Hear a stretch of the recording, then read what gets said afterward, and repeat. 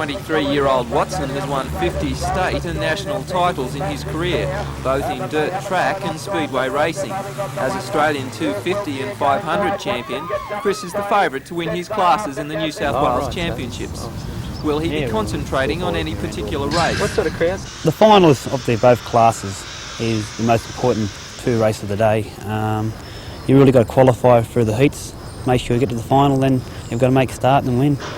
Organisers are expecting a big crowd with over 100 entries in senior solo, sidecars, junior solos and classic class solos. The 80-event program should have plenty of action, a situation in which Chris Watson excels.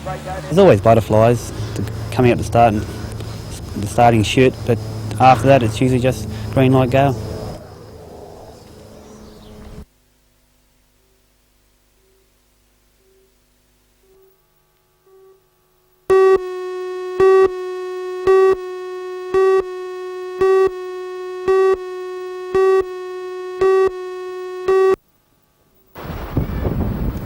The 90-metre Orion has been spending the last week involved in a series of exercises with the destroyer Brisbane. Complete with a crew of 72, the black submarine berthed at number 4 Lee Wharf this morning, where she will stay until Wednesday. The last time a submarine was in Newcastle was nearly a year ago when the Onslow was here.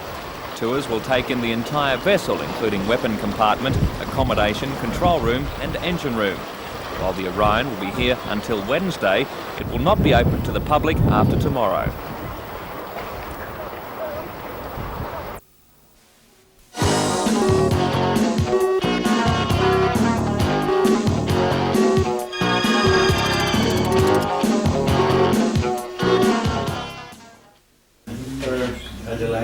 The Federation of Greek Communities meets annually around Australia to discuss issues affecting their several thousand members.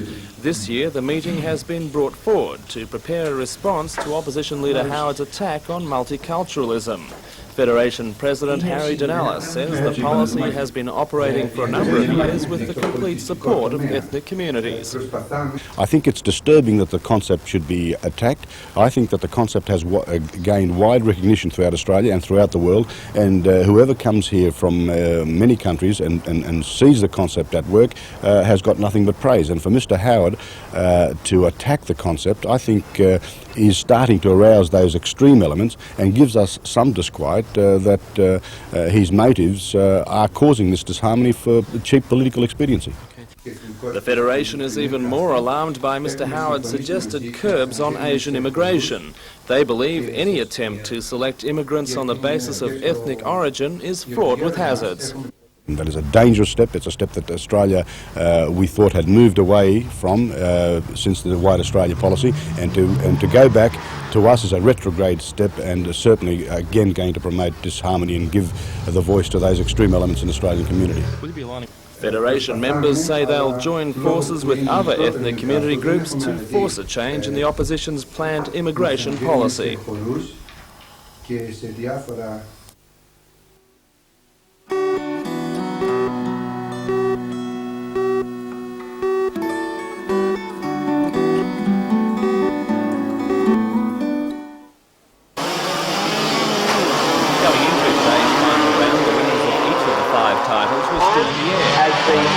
Points separating the leading riders. More than 100 entries were received for the meeting, which took in senior, junior and classic class solos, as well as sidecars.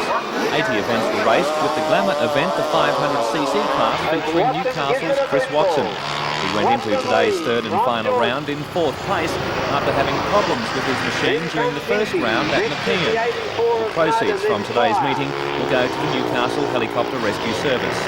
Meanwhile, the Newcastle and District Open Table Tennis Championships concluded today at Merewether High School. 60 players from the Hunter, Illawarra, Sydney and Blue Mountains battled from juniors to veterans, the oldest being 78. While there were many of the state's top-ranked players, Newcastle Olympian Gary Haberl did not take part.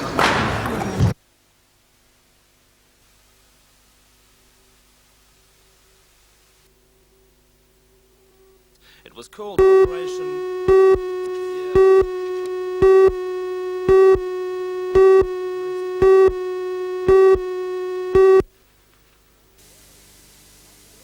First half. Like they always do, Newcastle made the Broncos pay with bruises for every centimetre gained. But the Knights overstepped the fine line enough to have 2 players in the sin bin and couldn't hold out a sustained Brisbane attack. Lewis has got support. Madison away to Hancock. Hancock should score. Hancock's in. A training injury had reduced Madison's kicking to a shambles. Michael McKiernan was on target for Newcastle to level the scores at 4 each. It's coming close, it's going close. But the Knights' kicking in general play cost them any hope of winning the match. This one came back via Hancock and Wally Lewis ran like a winger. He's got 50 metres to run and look at Wally go. Coming across from the far side is one of the players, Quinton, but no chance. 6 minutes later, another Tony Kemp clearing kick was charged down and again Lewis played finisher. Lewis got the pace again, has he what? Look at Wally Lewis go. Lewis will score his second try, his 15th of the year, yes! Down 12-4 at the break, the Knights came back into the breeze to win a scrum against the head and Boyd made the bust. Boyd still going. Boyd, he's got within about 8 metres. The pass, it's picked up by Miller. Now there's a chance they must score, he's in. At 12-8, the Knights had shouldered open the door and almost levelled it at 12 each. A few minutes later, the Broncos' execution of the same move really told the story of the afternoon. He's got it back again, he's got it away to Note. Note's pass out to Hancock. The referee says 6 to go, and Hancock's in for his second try of the afternoon.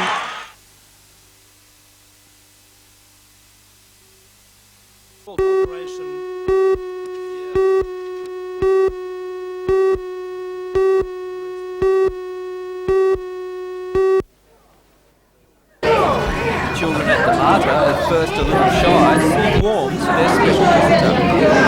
An exact record of Yao and Feifei, the 2 giant camels at the Broncos Zoo. And with Canada person Katie French, Mung Mung is on a 1-week goodwill tour spreading the word about the zoo's special guests. There you go. Ambassadors won plenty of young hearts in their visit, handing out panda masks and information on the beds. Touring the ward, Mung Mung met with some children too sick to leave their beds. Yeah, that's just a gentle shake. The visit was a great success.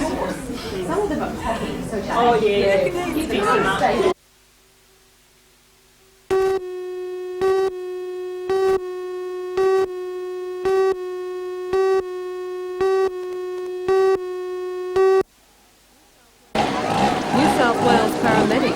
told 8 months ago the Department of Health had granted approval for them to use the medications morphine and Maxilin. Today they're still waiting for those drugs to arrive. The delay is frustrating ambulance officers statewide, and they're levelling the blame at Health Minister Peter Collins, who they say is refusing to put his signature on that approval. No, I believe the Minister has been removed from the in-field or pre-hospital care of the patients and the people of the Hunter Valley, and doesn't realise what the suffering they go through in the field.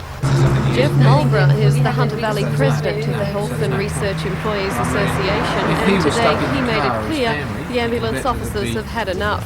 A meeting has been called for Newcastle tonight, and there the rank and file will decide if the Hunter Valley will lead the way with industrial action, possibly even work bans.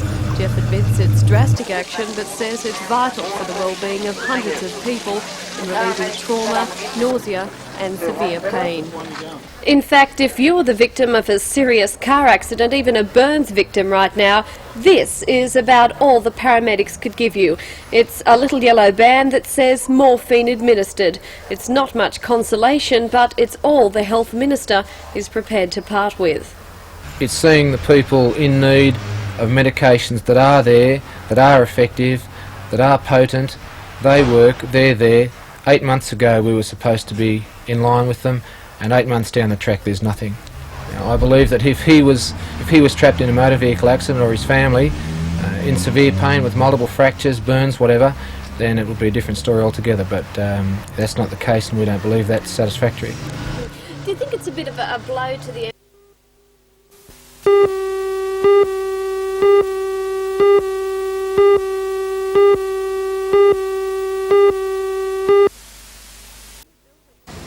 The new building on the corner of King and Derby Streets will put the department's various offices together for the first time.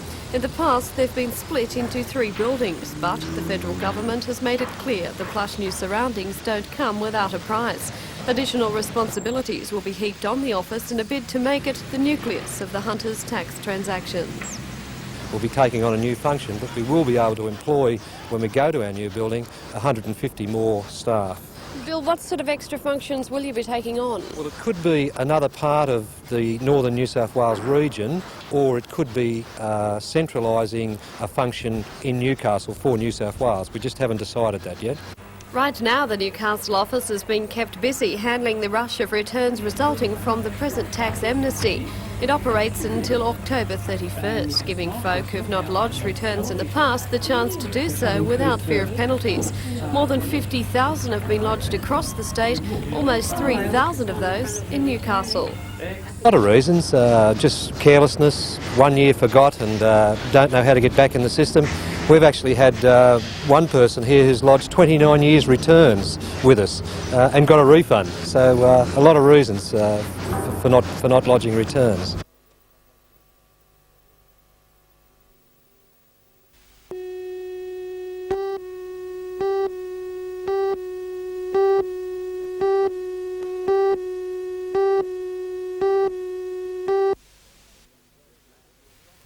This map will dominate Ray Belcher's living room for the next couple of months as he plots his son's progress on board the yacht Alstar.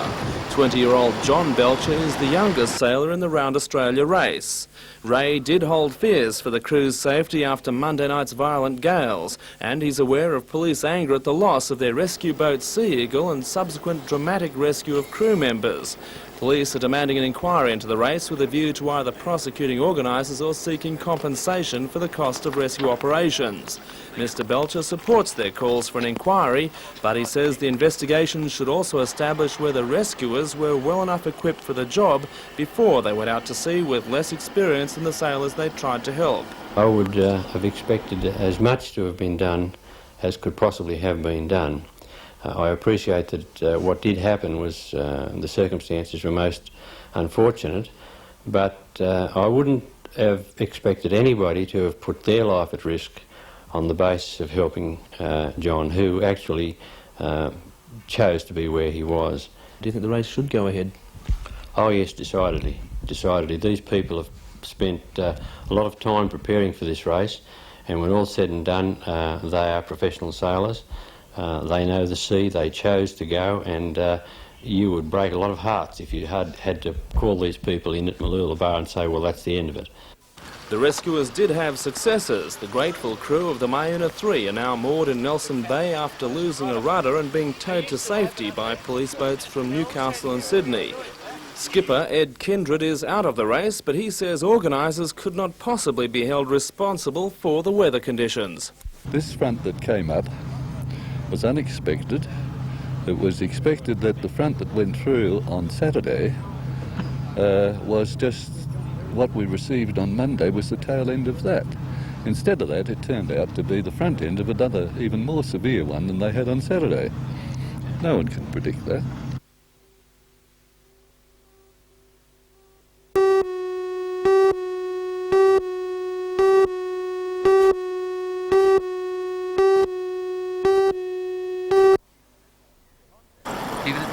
The concept comes from the same US company that developed the ram's horn-shaped handlebars, which are used by most competitors today. The power belt has been around less than 12 months.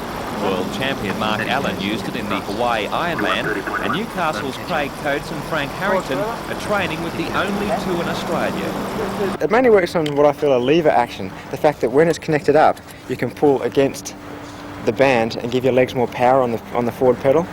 And in time trialling, like you do in triathlons, it's the big gears and the grinding where people tend to go for rather than the spinning like in cycling. So in triathlon, that's where they've been developed, and it seems to work very, very well.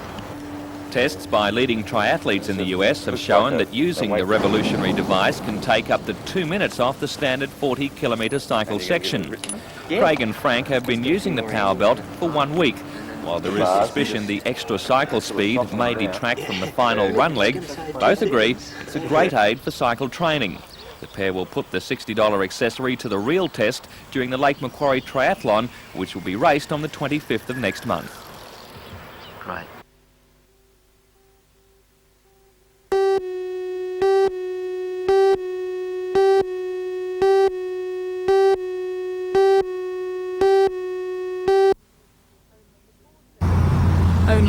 state emergency service divisions in New South Wales have computer facilities.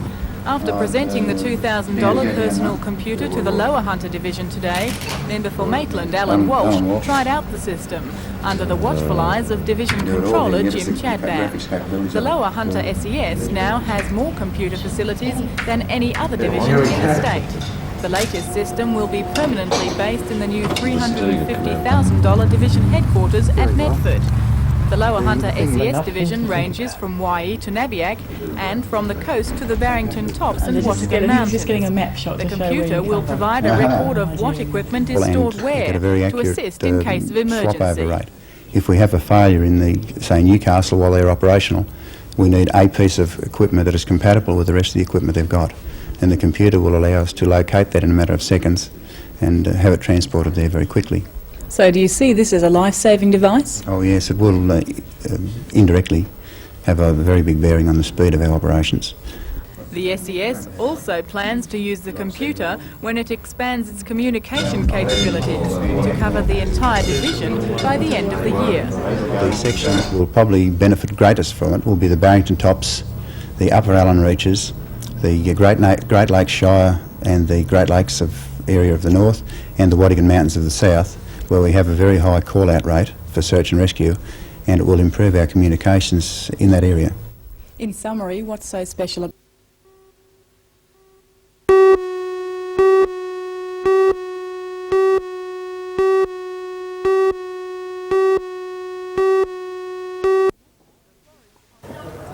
The Floris Conway Cup Knockout has been organised by the New South Wales Combined High School Sports Association.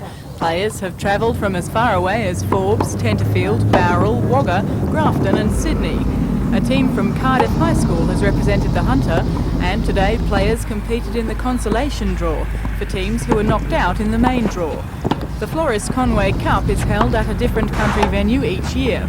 The final at Cessnock today was between Castle Hill and Davidson. The winner was determined by the most number of sets won, and it was Castle Hill's competition. They won the final by 4 sets and 34 games. However, quality tennis wasn't limited to the final. Well, all these kids have played through at their regional level. It's been very difficult. Every school that's come here has done it the hard way. There's 10 schools competing here, and they're the best 10 schools in the state. He says competitions like the Floris Conway Cup can lead to bigger and better things.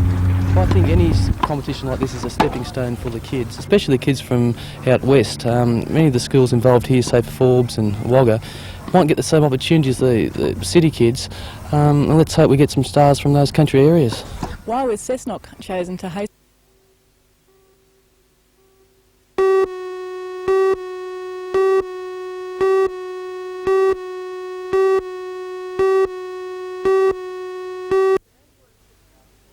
Today was the chance for Newcastle's elderly and their families to hear just what the new legislation on nursing care funding would mean for them.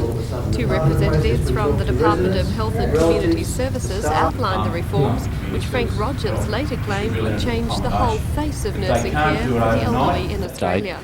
Residents in nursing homes will have no problems about affording the accommodation that's being provided to those residents. And it equals 7/8 of their pension plus the rental assistance, which provides affordable accommodation to every nursing home throughout not just Newcastle, which have some high-cost nursing homes, but for the whole of the Commonwealth of Australia. In short, the changes mean there'll be no increases in nursing home fees until at least July 1991, a huge contrast to the almost monthly hike prices that have been occurring until now. But it doesn't mean the nursing homes will be missing out. They'll be helping to fund those cutbacks, and there'll be cutbacks too, this time to the bad eggs of the nursing home industry. The homes that get into situations of fraudulent practice or improper sort of nursing practices are very minimal, but sure, we are addressing those, and we have in the package that was announced by Mr Peter Staples in April of this year quite significant increases in fraud detection and compliance in those areas.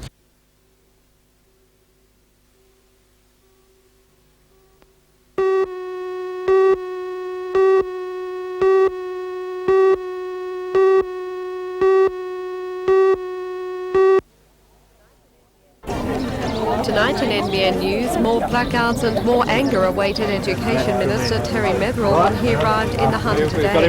The Minister was in the region for a busy round of functions and meetings, among those heated talks with teachers and students at Belmont High School. For all the news, join us tonight at 6.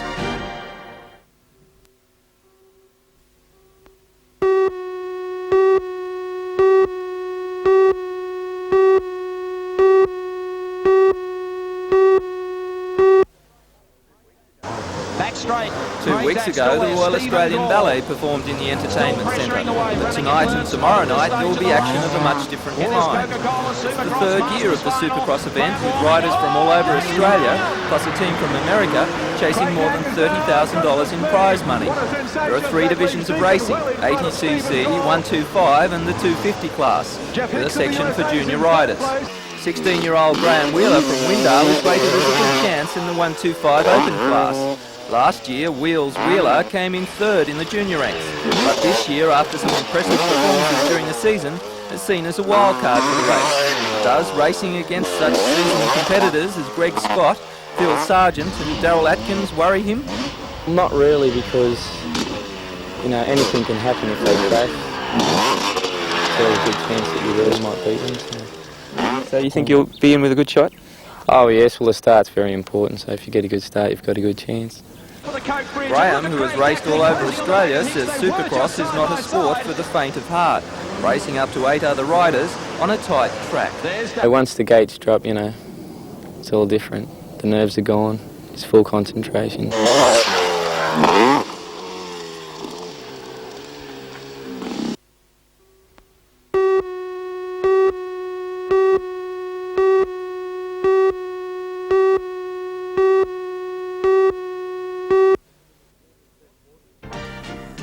Cess Waters, father of the famous Waters boxing trio, is still in jail after being denied bail at Wyong Court today. Waters was taken into custody and charged with conspiracy to murder neighbour He was legal trainer Alan Hall, Hall, who was living with Cess Waters' all the news, join us tonight at 6.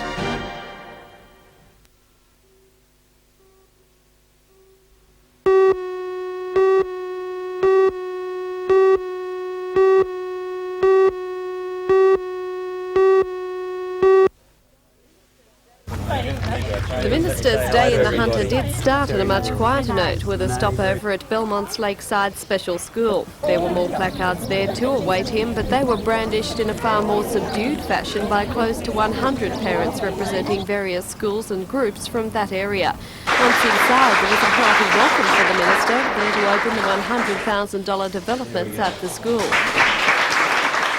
From there it was Belmont High School, where, after a whirlwind tour of the grounds, he was ushered into talks with students and teachers, arranged at the last minute. 7 Year 12 students sat with the Minister to air their fears about the proposed changes to the HSC and ask for an explanation, but at the end, most were unsatisfied with his answers. What type of man would you describe him as now? A pretty vague one. He didn't really have any definite yes or no answers, and although he did make things a little bit easier to understand, we still don't really know a lot of important things like which parts of which papers will be double marked. Well, I don't think I was vague. They answered, they asked pretty specific questions, and I gave them very specific answers. I took them through exactly the ways we're going to strengthen the HSC. I took them exactly through the process that we're going to have a public discussion about the curriculum, and I gave them an absolute guarantee that there'd be no change to the Year 11 or Year 12 curriculum, not only this year, but next year and in future years in terms of subjects offered to students in this school. After that, more talks with the teachers, who emerged almost 20 minutes later angry and dissatisfied. They claimed the Minister was stubborn and uninformed, quoting him as saying he did not understand all the implications of the formula. But it seems their anger is returned. Dr Metherell said he was disgusted with the Teachers Federation over last night's Jamison High protest. It was a very dangerous situation. The students threw themselves on the bonnet of the car. They could easily have slipped under the wheels of the car, and it could have been very dangerous for them. And I think the Teachers Federation's conduct is absolutely disgraceful and to be deplored by everybody. The remainder of the Minister's Day continued without incident, despite predictions of heated protests at Mather this afternoon and a strong police presence at Town Hall. Dr Metherell was able to conduct trouble-free talks with a small group of students and teachers there.